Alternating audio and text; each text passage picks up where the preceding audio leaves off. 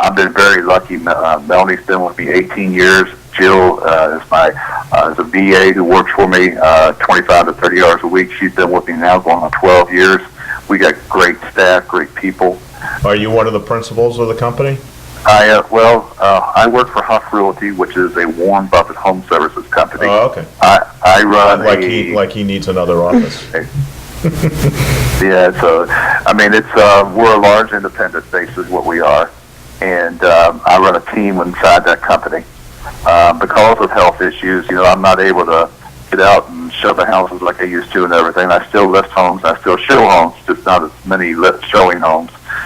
We started growing the team last year, and we've got 5 agents, and we're going to do this is their first year, 4 of them, or this is their first year in real estate, and we're going to do about 150 units this year.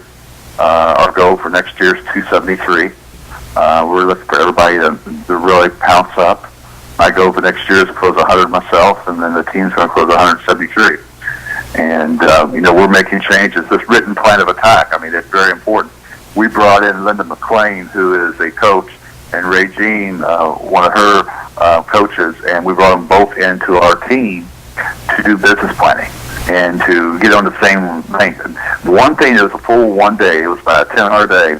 Something came out of that I really didn't realize. Not everybody on the team knew what the vision was. And it was really life-altering seeing where the team members understood what the vision was and they bought into it. So how did you find that out? By having everyone write a business plan and then reviewing them? No, what we did is she started out with everybody picking the values, what their personal values was, and then what were the common traits in there. And then she had Melanie step up first and say what her vision was for the team. Then she had me step up and say, here's what my vision for the team. And then each person kind of said, here's what their vision for what they wanted to foresee and things like that. And, it was amazing how everything came together. And, I mean, it really made the team tighter. It really did. And, we got some really good quality people. And, we're looking actually to add people as we're speaking. We want to add 2 more. And, I was just going to say, so if you were going to add 2 more, how would you recruit them? How do you reach out to the? We love to get people who have been in the business a year to year and a half, because they kind of understand what it takes. They, I lead generate a lot, so we're able to present leads to them to work, and that's where most agents fail, is they don't have the ability to create leads, and we're able to do that for them and give that to them. I'm a firm believer in this. You got to make X amount of contacts a day. And what I have learned is, your top producers are going to have 46 productive weeks a year. The average real estate agent is going to have 40 weeks a year. You take the holidays out, you take their vacations out, things like that, they are going to be about 40 weeks a year.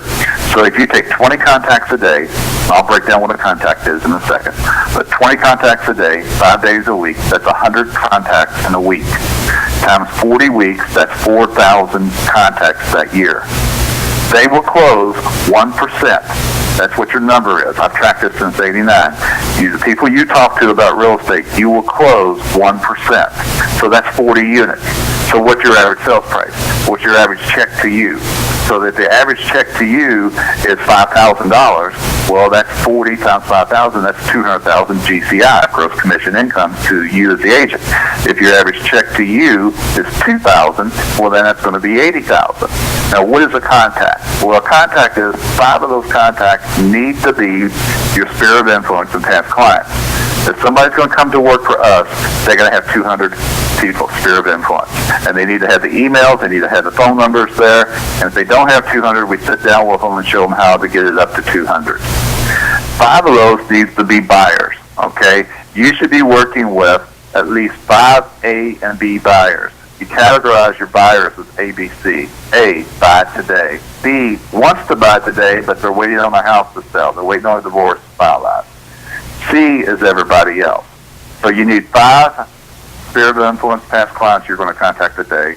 you're going to do 5 A or B buyers, then you need to have 5 listing prospects. If you are a full-blown agent where you work buyers and sellers, you should be contacting 5 listing prospects a day, whether it's expired listings or whether it's referrals for a listing or whatever. You need to talk to 5 of those a day. Then you need to, after that, let's see, you're going to have, how should we do this? Thank you notes. I'm a firm believer in thank you notes. They bring you business, and people enjoy them, and they'll mention it to you after that.